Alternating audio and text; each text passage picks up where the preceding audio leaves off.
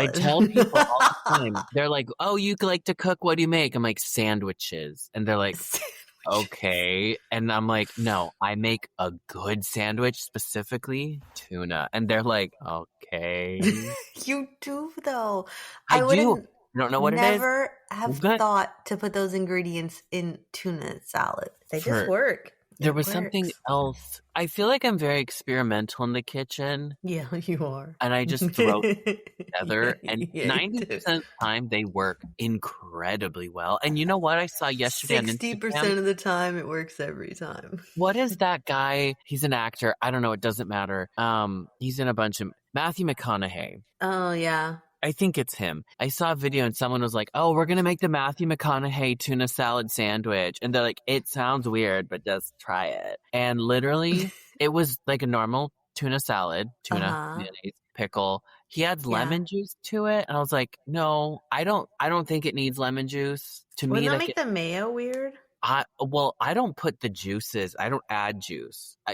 A lot of it's very wet on its own. And when you add the juice, then it gets too wet and then the bread gets weird. Yeah. So, but I thought I can get the taste of the lemon just for the citrus because I've put like soy sauce in my tuna salad, which that doesn't really work. No, I would say no. But Matthew McConaughey, if I'm thinking, I think it's Matthew McConaughey, he puts corn in his. And I was like, just like me. Yeah, you do. Except I do canned corn. He does frozen corn. And I was like, what? Is there really a difference once you reheat it? Are you reheating tuna salad? No, he doesn't keep the corn frozen, though, does he? Well, I think they poured the bag of frozen corn into it. Oh, no. And I was like, I get like the crunch and... Oh, I thought you meant like they prepared the frozen corn and then added it. I don't think so. Oh, no. I also don't like frozen corn. I don't think it cooks the same. Obviously, it's frozen. Think it's fine. But I do canned. I do whatever I got. All right. Are you ready? If someone, like, if you gift me frozen corn, I'll use it. But who's gifting frozen corn? You don't know what I've got going on in my life. Here's a bag of frozen corn. Happy birthday. If I had $1 for every time someone threw a bag of frozen corn at me, I would be rich. Would you? I would be recording this right now from my penthouse. You get that much frozen corn thrown at you? Yes. Yes, okay. I do. Okay. Are you ready? No. Hello and... I always fuck you up. Sorry, go. Hello and welcome to Nessie's Dead. As always, we are your hosts, Raggedy Ann and Ronald McDonald. Hello. Oh, wait, wrong podcast. We are your hosts, Spencer and Helen. Hello. And you have something paranormal for me tonight? I do. Does it have to do perhaps with like frozen haunted... Wait, corn? No. Haunted frozen corn. Ooh, it's spooky corn. That's the name of that. We're going to change. Nessie's Dead is dead. Everybody, from now on, we are frozen haunted corn. Spooky corn. No. So I was watching my favorite YouTuber, Garrett Watts, and he was exploring a rather interesting old castle in California. That's super, super haunted. Then I got to thinking about how anytime I talk about like Waverly Hills or something, you're like, I have no idea. I was about to say, what is that? So I wanted to take, there's so many of these haunted sanitariums, psychiatric hospitals, prisons is that in what the you're U.S. Doing? Yes. So I was going to do this. But there's just something about them that makes us particularly prone to like ghost stories and cases. And yes, I watch so many of them that seem like it's legit paranormal activity.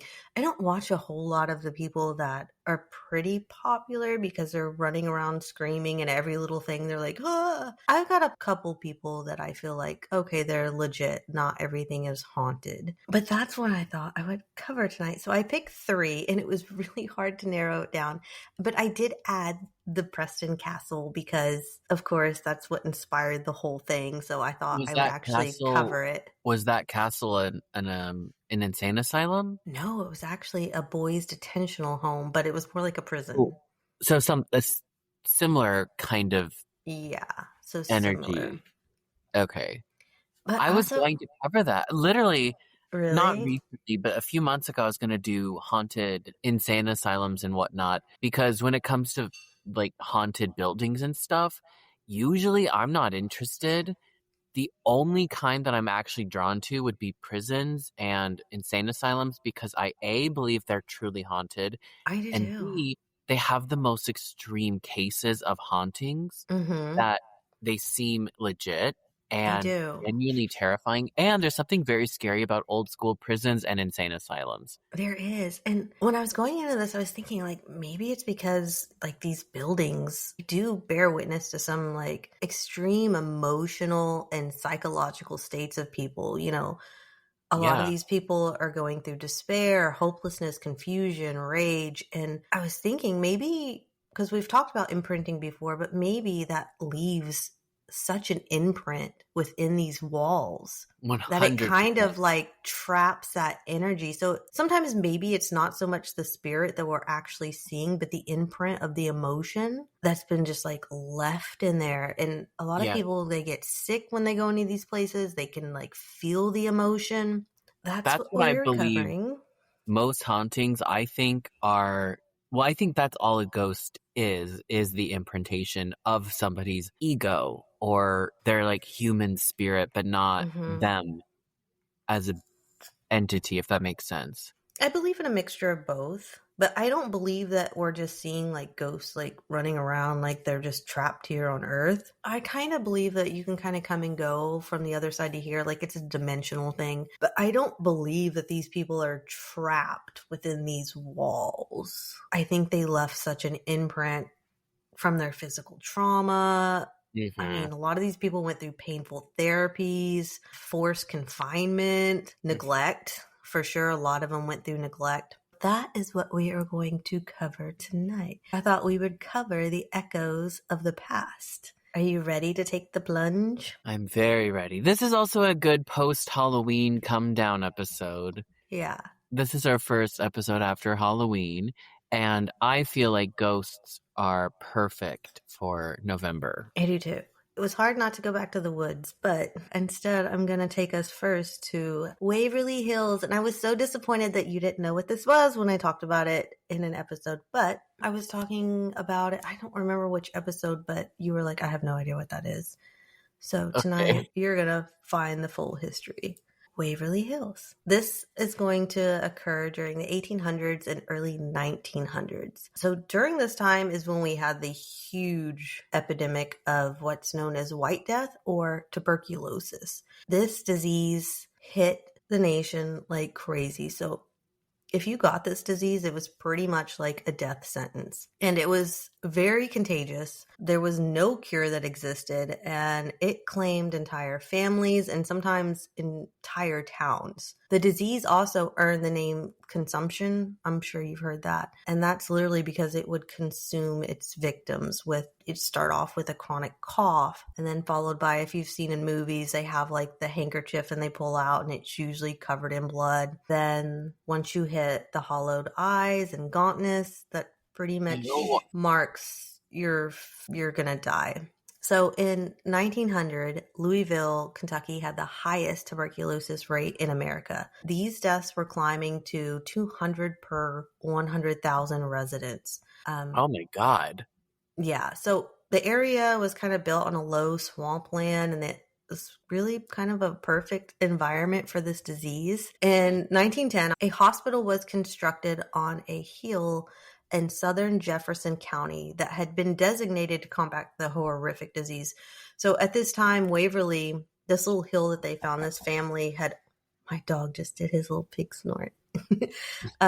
This family had moved out to this beautiful hill span area, and they had built this small little school for their children to homeschool at. Once this disease started going rampant, they were looking for some place to put these people, and they were like, this is the perfect area. There's so much fresh air. It's up on top of the hill. It's away from all the industrialization that's going on down below. So they started putting people in this at first. And then eventually, of course, it filled up really fast. And they started to build a new hospital in 1924. Now, the new structure was known as Waverly Hills. The family had named that little school Waverly based off of a writer that his wife had liked. So it kind of stuck to Hey, it.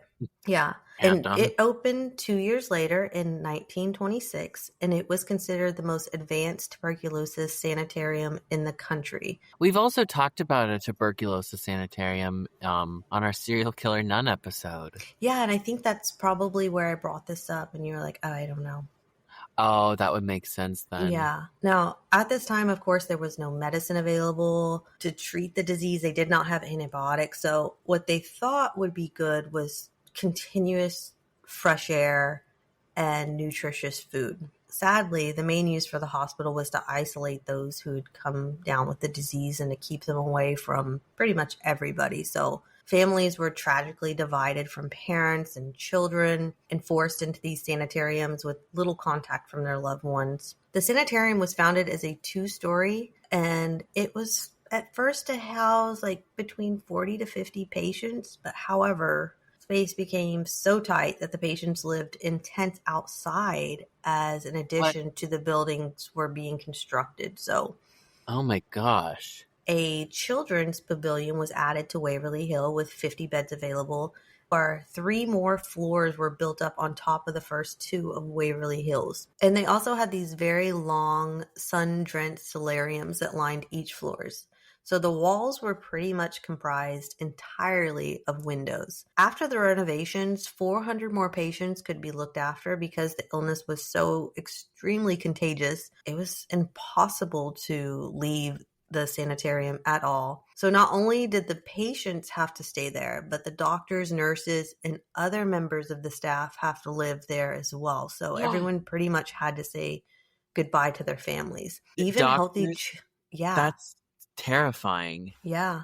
Well, So the because it doctors was, probably had it. I mean, I think everybody pretty much got it at one point. Even healthy children of patients that were housed in separate wings, they had to stay there too because a lot of these children didn't have anybody else to watch them. Both of their parents were in there, or maybe they had already lost a parent. Now they've got kind of, I guess, maybe like an orphanage. I'm not sure. They're kind of just waiting for their parent to die. God. So that was one of the wings.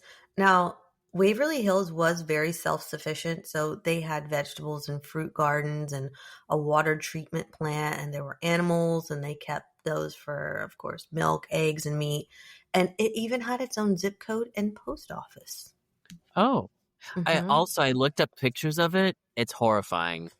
It is. I want to go there so bad. Yeah, I would love to visit. Me too. So even as the first patients were brought into the rooms, no one really could imagine how many would never leave and how its halls would eventually just echo with far more chilling things than just footsteps. Daily life followed a regiment of rhythms. Each hour was carefully orchestrated so patients rose with the sun. Their day was structured around the medical benefits of the air, which would have been spending hours in the sunrooms wrapped in thick blankets to help protect them from the Kentucky weather. So a lot of this time it would be wintertime and they're just in a room with the windows wide open, turned to the sun. Now, there were also other treatments that weren't as nice as just laying in the sun, even though it was wintertime. So the treatments for tuberculosis were sometimes as bad as the disease itself. Some of the experiments were constructed in search for a cure. They may seem like very barbaric today, but for the time period, it was just common practice. So one of the things that they did was patients' lungs were exposed to ultraviolet light to try and stop the spreading of bacteria. They would often leave the patient's skin burnt, leaving them with severe burns. And this was done in the sunrooms using artificial light in place of sunlight. Or sometimes they would just put them on the roof or the porches of the hospital since they thought the fresh air would help cure. Just roll them on the roof? Yeah, pretty much. They were often placed into these areas and it didn't matter the weather. Like I said, it could be snowing. There's actually some pictures of patients in their beds literally covered with snow. What? Yeah. It snowed inside? No, they would put them all outside for the fresh air. Mm-hmm. And then just bring them all snowy inside? I guess so. I can't imagine the snow was helping. No, but they really thought that they just needed like fresh air. I know it seems very like, okay. Other treatments were much bloodier. So balloons would be surgically implanted into the lungs and then filled with air to expand this. Needless to say, this had horrific results. They would also fill the lungs with nitrogen gas to leave the patient struggling to breathe. I guess they thought the nitrogen would get rid of the bacteria or expand the lungs or something. I don't know. What? And then they also did an operation where muscles and ribs were removed from the patient's chest to allow the lungs to expand further and get more oxygen. This procedure was often seen as a last resort, and many patients, of course, did not survive. And Yeah. when they were doing this, you got to think there was no pain medicine, there was no anesthesiologist. Well, cocaine. Well, that's not going to handle any pain management, but this would often, they said that you would like hear the corridors filled with screams when they were doing these procedures, which I can imagine. Like if somebody's just like taking your ribs and stuff out and you're just like, I'm awake, I'm here. Now, while the patients who survived both the disease and the treatments left Waverly Hill through the front door, many others left through what became known as the body chute. This enclosed Mm. tunnel for the dead led from the hospital to the railroad tracks at the bottom of the hill using a motorized rail and cable system. The bodies were lowered down into the secret waiting trains, and they did this so that the patients wouldn't see how many corpses were leaving the hospital. You couldn't really have them seeing Oh my all God. these dead people going out the front door all the time. They're like, we have a 99% recovery survival rate. Meanwhile, like Where's 100, Brenda? they're shooting them down some chute. Oh, yeah. So they also did this, of course, to build morality because, of course, if you're dying in a hospital and everybody there has the exact same disease as you, and then you're just seeing like person after person after person get taken away in a hearse, like mentally, I don't think that fares very well. When it comes to the death numbers, it's hard to know how many people lost their lives in Waverly Hill, as records were not kept very well at the time. A lot of this got lost, destroyed along the years.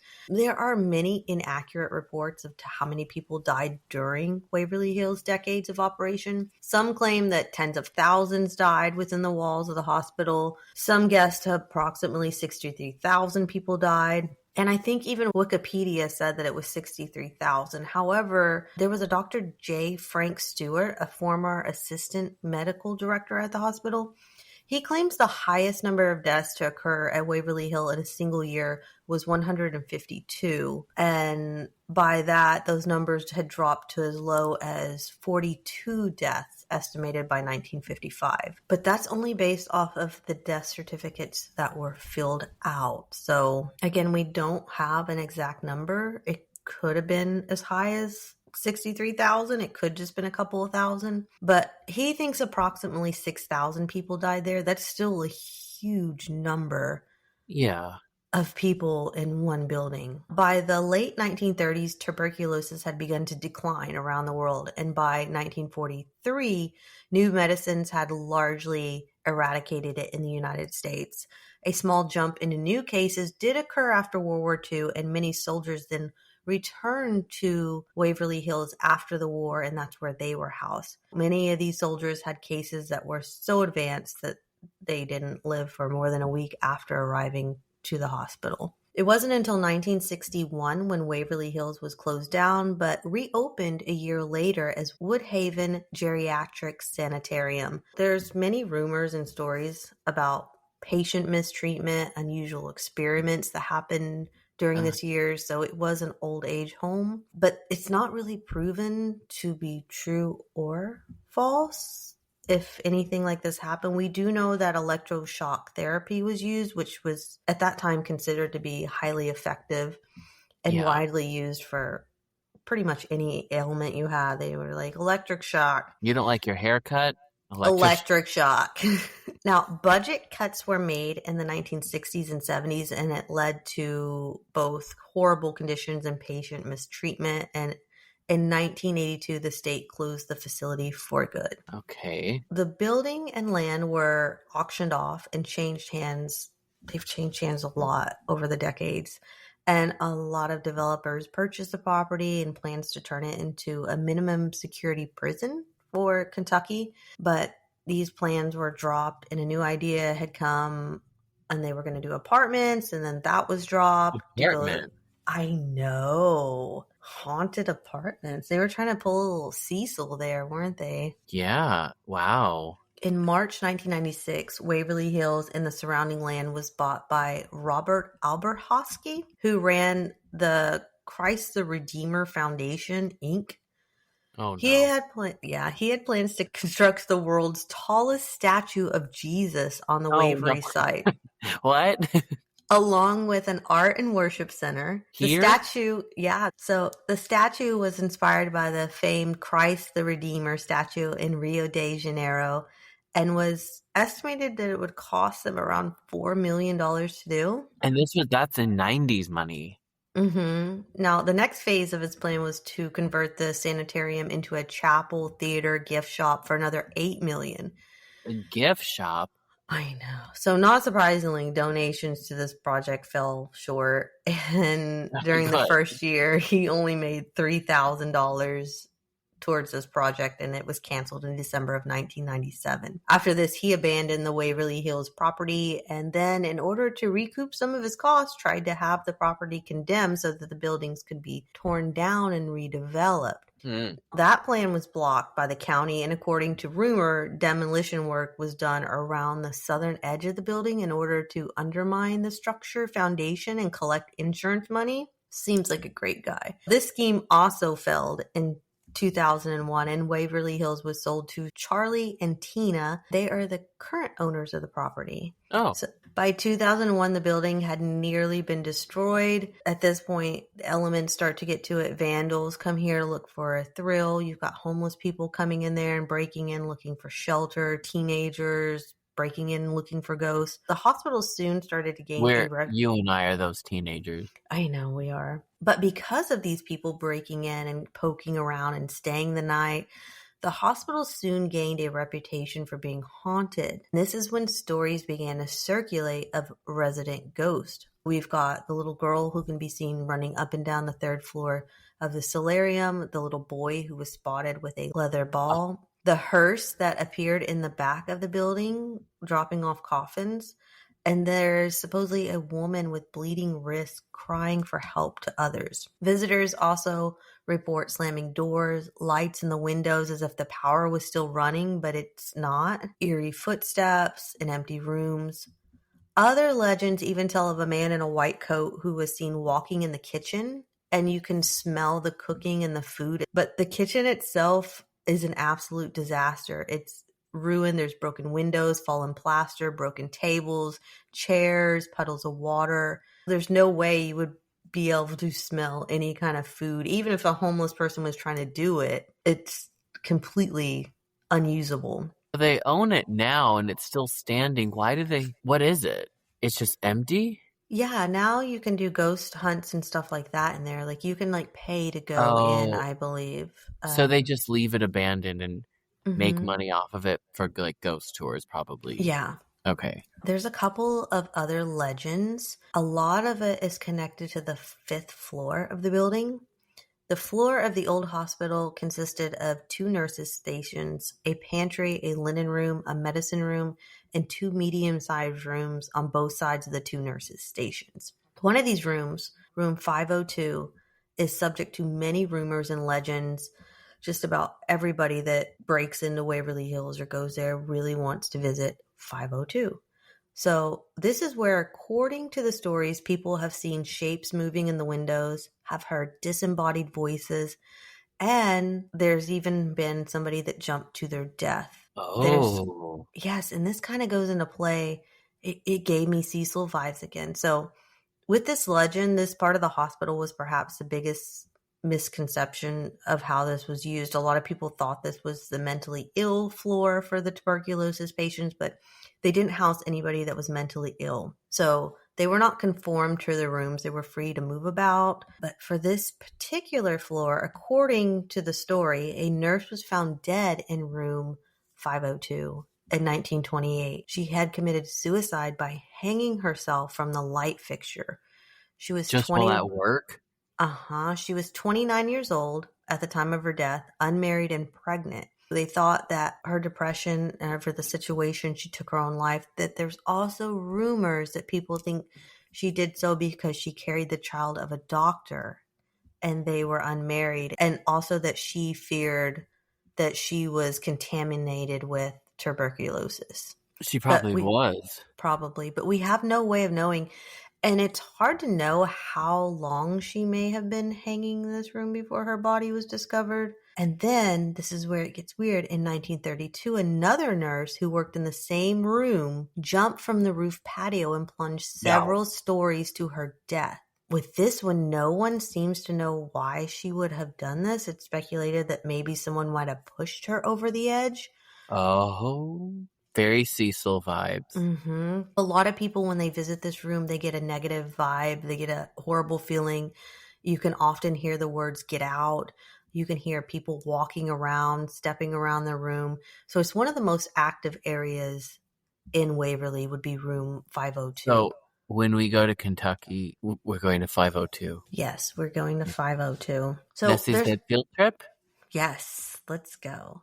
Now, with these legends, though, there's no record that this actually happened. And there are a lot of conflicting accounts to how the woman could have managed to hang herself.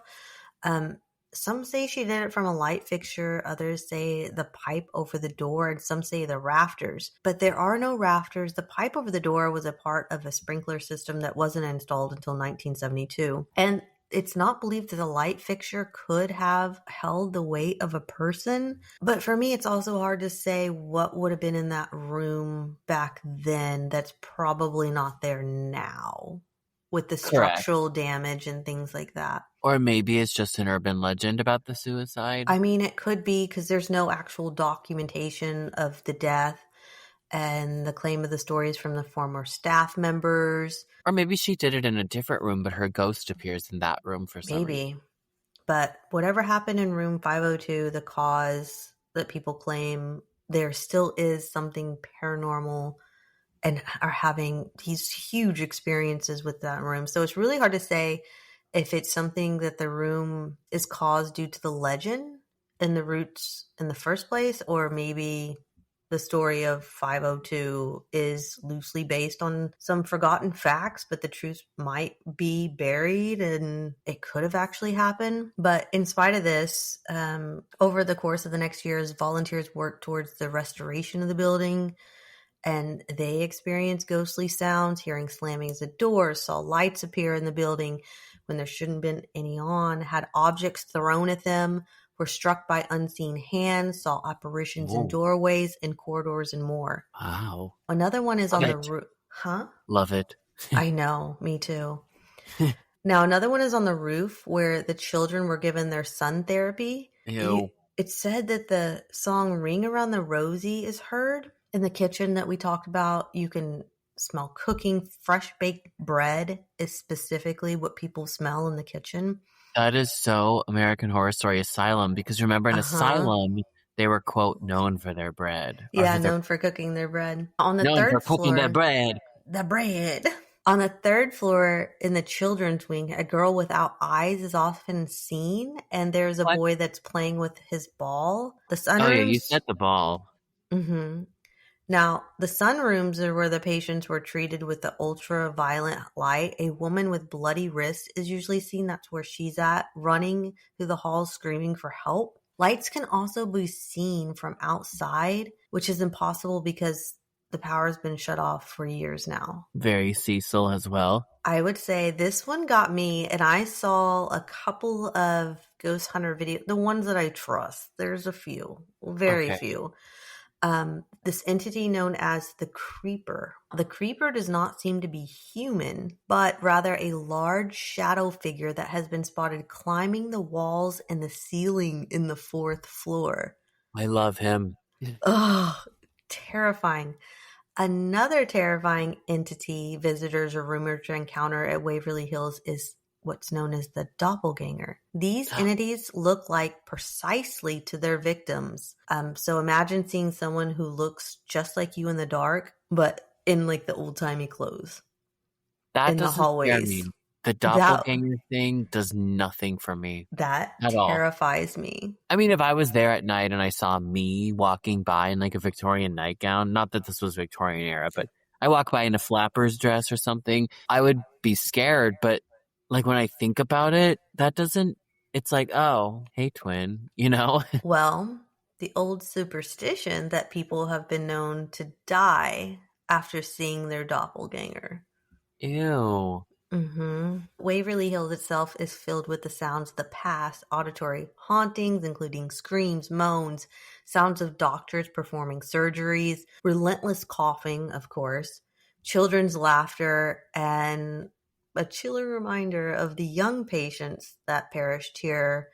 And then we have Timmy. Timmy is perhaps the best known ghost residing at Waverly Hill. He's named after a boy, Timmy O'Shea. He lived in the children's pavilion while his parents were being treated for stage 3 tuberculosis. Timmy is the one who will often play with the ball.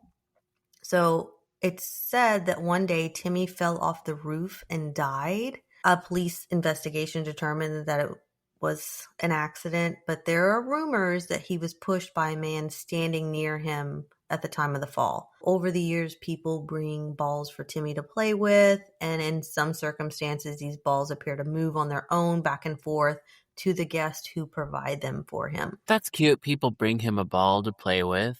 I know. Now, the key audio findings that are frequently reported are disemboweled voices that say, "Remember me," "Kill me," "Help me," and spirit boxes have picked up things such as "God, dead, die, and leave." What is a spirit box?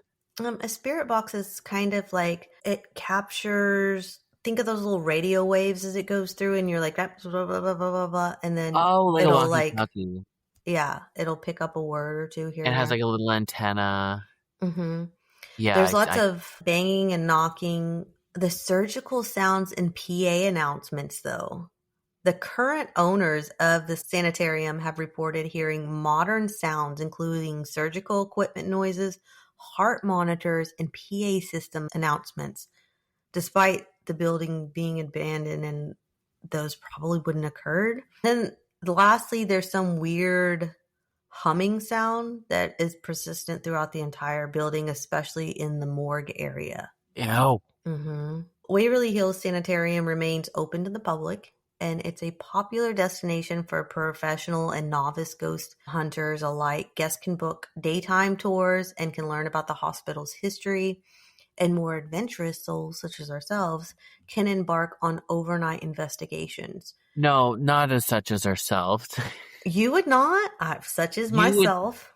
Oh, not sleep, just an investigation. Yeah. Oh, yes. So you I can thought bring. you were saying to like sleep over. I'm like, no. No. Camping has screwed with your head.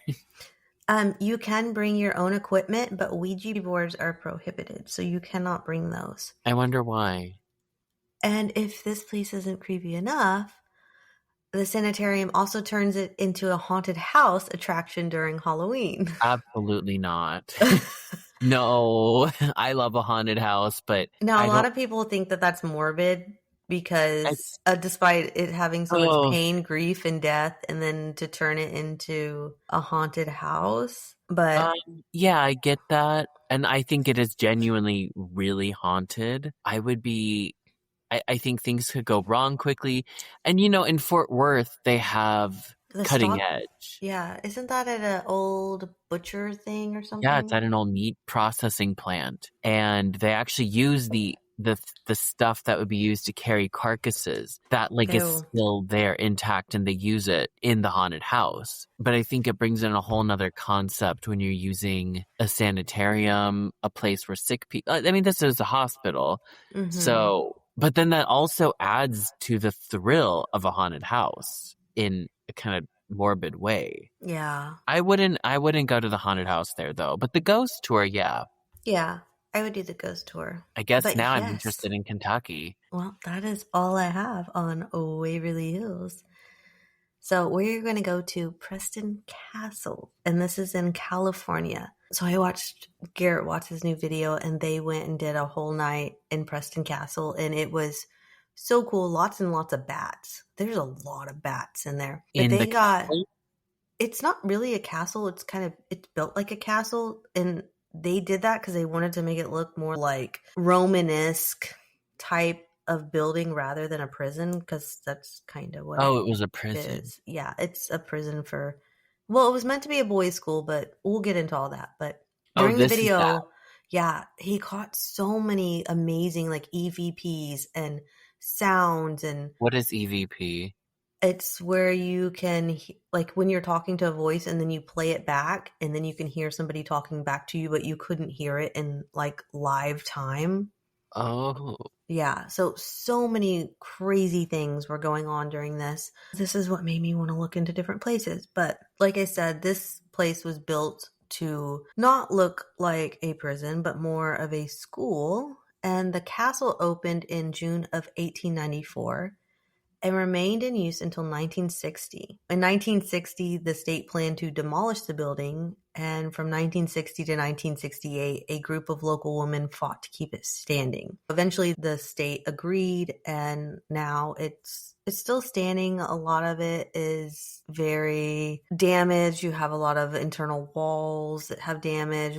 A lot of the roofing is missing. The building remained vacant and in disrepair until September of 2001, when Preston Castle Foundation led for the building and the state to start making the castle a little bit nicer, updating it. But to go back on the history of it, 1890, the 230-acre part of land where it stands was purchased from Iron Coal Company for $30 per acre. That's so cheap.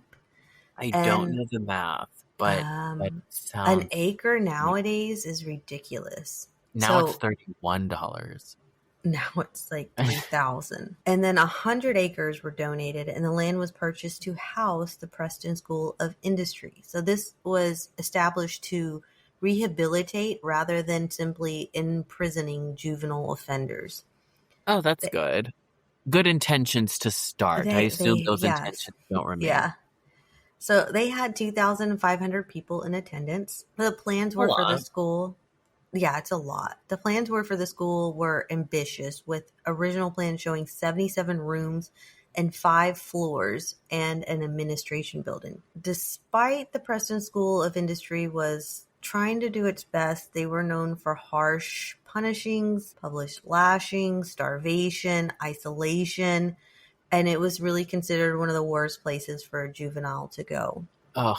At the peak of its time, it would have been 1,000 acres of farmland. It housed 800 wards, employed a staff of 200, and utilized approximately 50 buildings on this land. On June 13th, 1894, the first wards were accepted at the Preston School of Industry, and the school was proclaimed officially open on July 1st, 1894. And the next year, they got electricity. So for a whole year, that had to have been fun. Oh, so it's just dark. Yeah, I guess candlelight? Oh, It yeah. was the 1800s, so yeah. Yeah, it wasn't dark. I mean, it was dark, but it was different dark. I've seen the inside of this building on that video, and I could not imagine walking around in that in candlelight. Absolutely terrifying. I can't stand candlelight in my own apartment for long.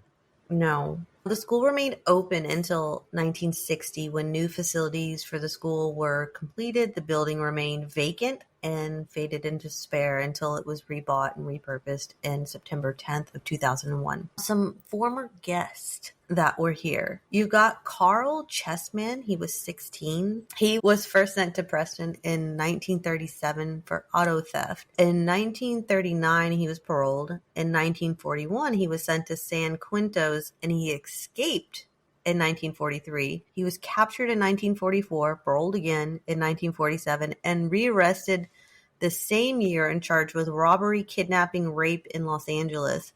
And he was a serial killer. What? Known as the Red Light Bandit. And in 1954, he was convicted and sent to death row to be executed by lethal gas. Finally, on May 2nd, 1960, he was executed. And this is a kid? This is one of the people that stayed there. I mean, I guess by the Allen's, time he must either, unless he got a crazy young start, he must have been an adult by the time he was executed. yeah. That was kind of like his path in life. Oh, So it's okay. just kind of giving you an idea of what kind of kids stayed there. So Oh, gotcha. yeah, Alan Smiley was the right-hand man of the mobster Bixby Siegel and was in Preston in September of 1926 for first-degree robbery. Then you've got Roy Callahan. He was born Francis Timothy McCrown, and he was brought to Preston in September of 1937, but he escaped and was captured in December of 1937, and then he escaped again and was recaptured and returned in June of 1938. Then he finally made parole in September of 1939. But you get a lot of this where these kids are escaping, so you can really tell that it's not the type of place for like a reform school. No, it's Mm-mm. definitely not that at all. Mm-mm. And then you have Merle Ronald Hager. He was there April 6, 1937. The country singer? No, I maybe he was named after him or something. I don't know, but Or before? they just have the same name. Okay. He was brought there for auto theft. There's a lot of auto theft. And he escaped within his first 6 months, returned back, was paroled, was brought back in September of 1955, paroled again, and returned several more times before being sent to the state prison in 1958. It has long been said that the castle is haunted, and it's been investigated by a variety of ghost hunters. Several deaths did occur in the castle throughout the years, but it's believed to be haunted by a couple different spirits here, including those who lived and worked there. So we have Anna Corbin. She was the castle's head housekeeper who was beaten to death in the basement in 1950. Her killer was Who? never found. Oh, no. Probably an inmate. That's what they think. So this institution's been known for a horrible past. So despite the escape attempts, there was barbaric and cruel human treatment, sexual abuse were among the regulars that were happening on top of this. Her death, like I said, remains a mystery. It's still unsolved even after years later. There's several different accounts that testify for how unfortunate the housekeeper was murdered and found. It was on a Thursday on the 23rd of February 1950 when Anna was found dead.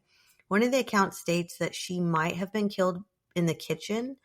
Another was that she was killed in the basement. In accordance with this article that was written in 1950, Anna was found in a storeroom wrapped in a rug, beaten beyond recognition with a rope around her neck. Oh, no. Again, when it comes to who could have done it, the list is will span several pages of suspects, and Well, the police you're in a did, prison. yeah, the police did consider all inmates and also the staff as well. That was actually my first thought, not the inmates, but a staff member. Yeah. Well, That's where I had my gut going. after a while, they narrowed it down to a Eugene Monroe.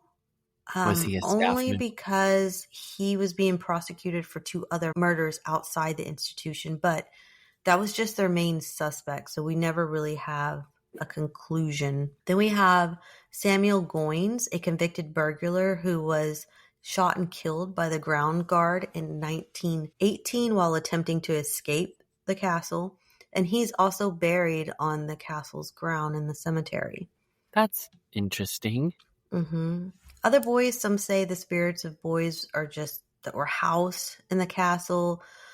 Offenders, abandoned children are still present. Employees are some of the main spirits people say are still present within the castle. And after the castle's harsh past, they also had a crude condition in the infirmary. And in 1918, a flu epidemic. A lot of people died during that as well.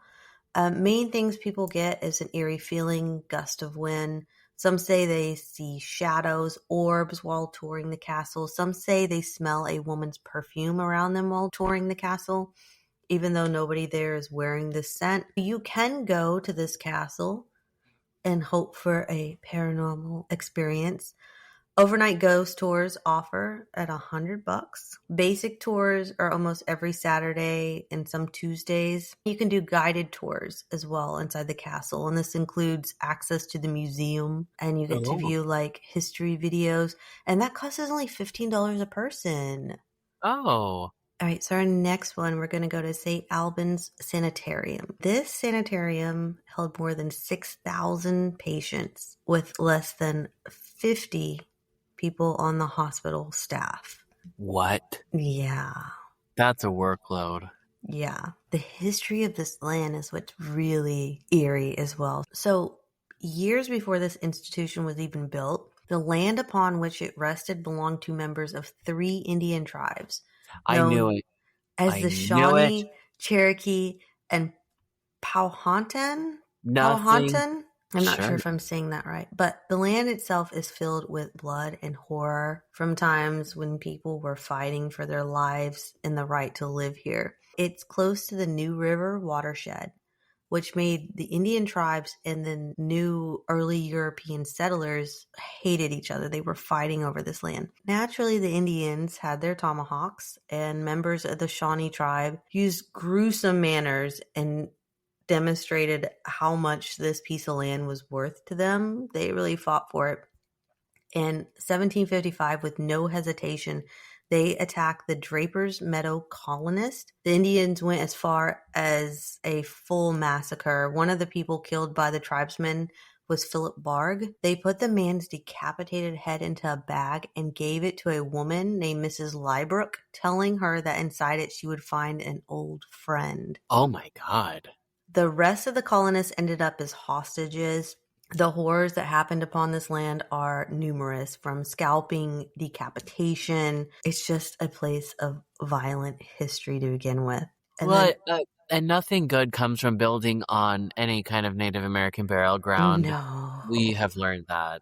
Yes. Over a century passed until in 1892, the building that would later become the St. Albans Sanitarium came to existence as Lutheran's Boys' School. Its founder, George W. Miles, expected the boys to one day leave the school as gentlemen. The boys were expected to perform well in everything, which meant the competitiveness among the boys would be of epic proportions. The ways of the school were different than any other, so it was a place where bullying was sort of rewarded as a result. Homicides, suicides, these became a part of this place and this history. When George Miles died, the school began to lose its reputation, and it finally closed its doors in 1911. Then we have Dr. John King. He used $500 out of his own pocket and another $16,000 borrowed from funds to purchase the land, including the buildings and the school. He quickly renovated the structures. On January 15th, 1916, it was ready for patients now. So it was a school, and now it's going to be a sanitarium. In its early days, the sanitarium had some financial troubles, but Dr. King refused to give up. With the support of his wife, he further expanded the hospital and its service. The growth of the population from the nearby settlement rose and meant the patients' numbers followed proportionally. So given the fact that this sanitarium was the only hospital in the area, it offered general medical care, and the staff worked 6 days a week and lived on the hospital property as well. Another one of them living on the property. I don't like that. I don't either. I feel like you should get to go home. In its first 30 years, the hospital dealt with more than 6,000 patients, and it continued to grow in the decades that followed. New outpatient clinics opened in the 1960s and caused the sanitarium to gain even more. And 2 decades later, it was time for an upgrade, and the hospital was relocated to a new, definitely more modern $8 million building. But the days of greatness would end, which happened in the late 1990s, is when the hospital became a part of the Carlin Health System. The plan was for the old buildings to be demolished. However, this was halted in 2007 due to historical reasons. So today, this hospital and the historical lands remain open for tourists, many of whom report strange experiences. People say they can hear and smell gunpowder burning that apparently come Hmm. from nowhere. I would say the settlers. Or distant cries that Oh, come, dark and grisly cries. Visitors and paranormal investigators report a wide range of phenomena, including hotspots throughout the building, apparitions and shadow figures. So apparently in this place you can see full-bodied apparitions have been reported, especially in the old alcoholics ward. You can see dark human-shaped shadow figures are frequently seen darting through the hallways in the upper floors. There's a lot of auditory phenomenon, disembodied voices, whispers, screams, footsteps, and you can commonly hear words like help me or get out. okay. This place also has physical sensations. So visitors are often reported as feeling overwhelmingly sick, a sense of dread, sadness, and some have even claimed to be touched, pushed, or even scratched by unseen forces, particularly in the bathroom in the woman's ward known as the suicide bathroom. You can get moving objects such as rocking chairs in what they call the rocker room have been seen moving on their own, and in the basement there's a bowling They have alley. a room of rock. Wait. Bowling. They have a okay. So they have a Uh-huh. room of rocking chairs and they have a bowling alley. Uh-huh. And it said the pins are said to move without cause. Why did they have a bowling alley? I don't know. That's such a random thing to. Okay. Shadow figures in the hallways are perhaps the most frequently reported paranormal activity, and those are seen in the upper floors where patients were housed. Paranormal investigators have captured them on thermal cameras, infrared equipment, um, and leading these entities just they kind of just like go off into other rooms, like through the walls and stuff, which is creepy. The suicide bathroom is one of the most unsettling areas in the building. It's a bathroom where a young woman reportedly died by suicide. Visitors often report feeling sadness, nausea, sudden dizziness. Some say they can hear the sound of sobbing, and some have caught a glimpse of a figure sitting in the corner. On more than one occasion, guests have reported scratching appearing on their arms after visiting this room with no logical explanation. Can you imagine that? The random scratches that appear from a haunting. No. Then there's the bowling alley spirit. Investigators claim to have seen balls move on their own, pins fall without cause, and even heard ghostly laughter echoing throughout the alley, which I like that because I feel like they imprinted a very positive vibe in that room. And maybe it was like their thing that they really looked forward to, like go down to the bowling alley and have some fun and forget that they were sick. I feel like Um, that seems like a nice area for like more of a positive energy maybe of was like. Probably. Maybe that's why things just kind of move and people aren't reporting being scratched or like attacked there. Mhm.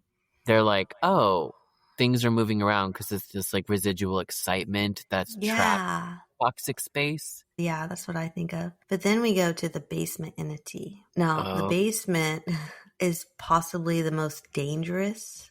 This is where the electroshock therapy and other invasive treatments took place. oh, Many who enter report an overwhelming feeling of dread, shortness of breath, or sense of being watched. Some paranormal groups believe that something non human is down there, an entity formed by years of pain and darkness that now feeds poltergeist. off the fear. Yeah, that's what I was thinking too, which would make sense to why you would feel fear, dread, and like shortness of breath, because that's probably what those people felt as they were going into that area, knowing what was about to happen to them. Yeah. You're literally just walking into that energy still imprint. Lingering. Yeah. Then you have Jacob's room. One of the name spirits that has been emerged from recent years is Jacob. He was believed to be a ghost of a boy who may have died at the sanitarium or was possibly a student during the time of the boys' school. His voice has been said to be a hotspot for EVPs, electric voice phenomenon, and guests sometimes leave toys for him to find, move, throw around or across the room, and sometimes those do return. Now, this is kind of different. This is outside of what actually went on in the sanitarium, but I found it interesting, so I thought I'd drop it in here. But in the 1980s, there was a murder of Gina Renee Hall, an 18-year-old Radford University freshman. It does add a modern layer of tragedy after the disappearance from a nightclub with Stephen Epperly. Her bloodstained car was discovered near the sanitarium, and Stephen was convicted the same year. But maybe there's really not much evidence to what happened. Maybe she was killed in the building and taken out. I mean, I don't know. But I found it interesting that her car was Why? parked there and people get EVPs whispering Gina. That's interesting, the more like modern haunting. But why? I wonder why she was there. Well, she disappeared from a nightclub and her bloodstained car was found in You the think they area, like but took there her? was no body. She's probably buried there somewhere. I know. Or is it near a body of water, maybe? I don't know if there's a body of water near this place. You would think they would have looked for it. It was the 80s, but Well, I guess because I was thinking, like, why would they be there? But maybe if she was kidnapped or maybe he whatever, like took her maybe. in there. Maybe she's in the walls in there somewhere. There's Oh my plenty of God. places you could probably hide a body in that Yeah, and big someone's ass probably looking. building. Yeah, the people going there are not digging through spaces. They're looking for ghost talk. So I don't know. Maybe she's trapped in there now. that would probably be the place that he would want to take her Yeah. because no one's there. It's abandoned. And I'm sure the ghost tours were not happening in the 80s. I don't know. Probably not. But I found that interesting, so I thought I'd drop that in there. But when we go back to the olden times, there is a room that everyone says really just changes everything up, and it's called Donald's room. They just said that this is like really the worst. And they mention a Jacob that was murdered, and I think this is the same Jacob we talked about earlier, but this is located up the main staircase. The story of Donald as the maintenance man who raped and murdered Jacob, a boy abandoned at the hospital. Goodness. Yeah. So I think those two stories tie in together. In Donald's room, this was an account that somebody spoke to Donald and Jacob, and their tale was factual.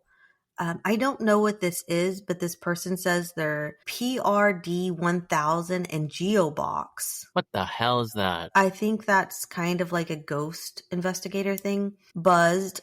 They said that Donald's taunts were sharp and playful, yet laced with malice, and Jacob's responses were carried with sorrow. The solo stream was raw and gripping, highlighting Donald's humor, thriving on focus, and the group session mirrored this through the historical clarity. So it looks like they took and found out that Donald's personality was actually wiry and hostile. It looks like they took what they caught, this phenomenon of voices flickering back and forth to each other, and did some research on it and discovered who these people were, which I thought was really eerie. But voices that don't go quiet on EVPs are the phrases, "help me get out," "why are you here?" And ghost hunting teams regularly report intelligent responses to questions. So if you're asking them something more detailed, instead of just getting a random response, you actually get an intelligent reply back. Not just a muffled "get out."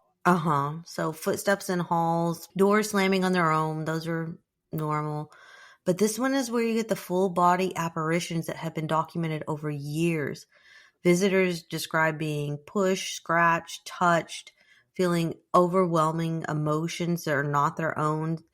And it's as if they describe it as the building is bleeding memories. Bleeding memories. I know, I like that. But that's all I got. So I just kind of wanted to dive in a little deeper because it's easy to look at these, crumbling facilities and spooky buildings, and so many times we do overlook the truth that these were places of medicine, of hope, of trial, error.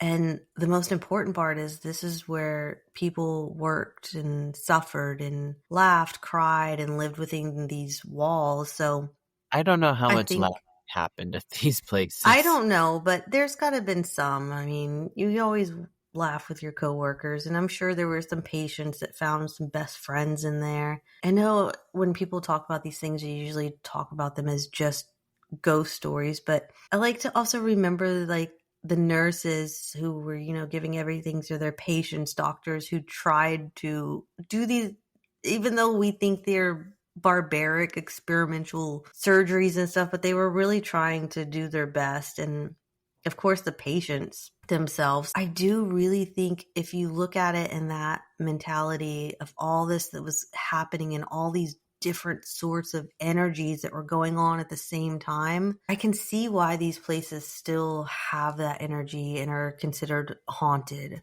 or whatever because of that imprint that's just been left within those buildings, which I find very, very fascinating. Yeah, I think we need to have a picnic in some of these. A picnic? Well, get your $100 and we'll get in the car and we'll drive somewhere. And Somewhere.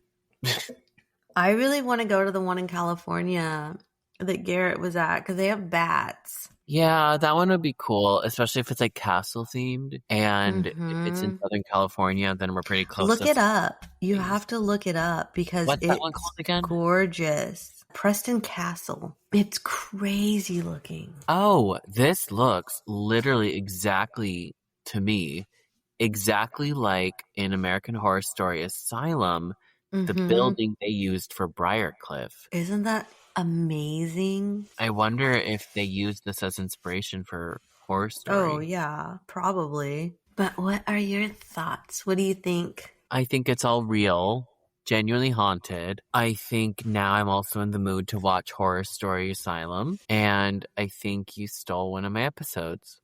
My bad. I'm not going to say it now. Well, you can do a part 2. There's like so many to pick from. It's ridiculous. There are. When I started the research for this initially, I was like, oh, this is a lot. Yeah, there's so many more that I didn't. I was actually going to focus on specifically insane asylums. See, I didn't cover a single insane asylum, so you definitely could. There's a big one that I wanted to cover, but I feel like that's a full episode in itself. But anyways, thank you. A good way to kick off November. I thought I'd leave the woods for a second. Find some shelter. Yeah, a nice hotel. Yeah. Well, I guess with that, we'll say... Good night. And pleasant nightmares. Bye. Bye.